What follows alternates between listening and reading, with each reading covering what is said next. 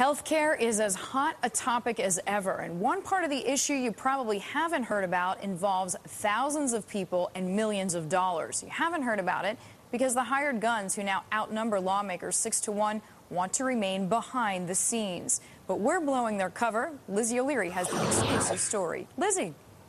Well, this is part of a database we put together, and we found the ranks of lobbyists on this fight dwarf even the defense industry, and those ranks are literally growing every day.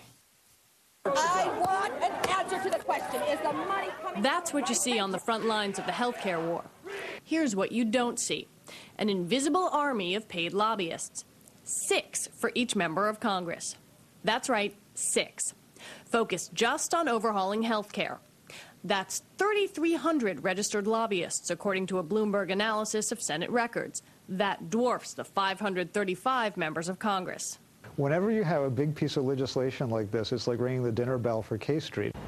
That's right here, the traditional epicenter of Washington lobbying. Companies from Abbott Labs to Home Depot to Yum Brands have all hired lobbyists in this battle.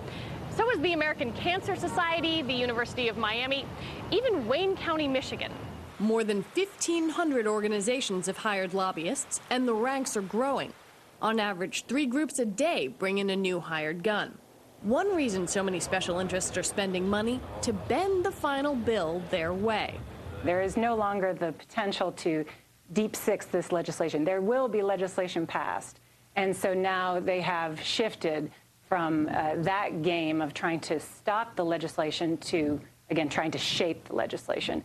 Lobbyists say it's the biggest effort since the tax code overhaul in 1986. Well, let me tell you, the lines are getting pretty long at those House office buildings, those Senate office buildings, with all the folks going up there to lobby.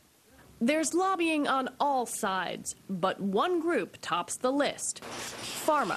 The pharmaceutical trade group has more than 100 lobbyists on this issue.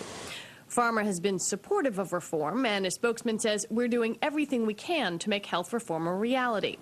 There's the question of whose reality, and whether only moneyed interests are represented.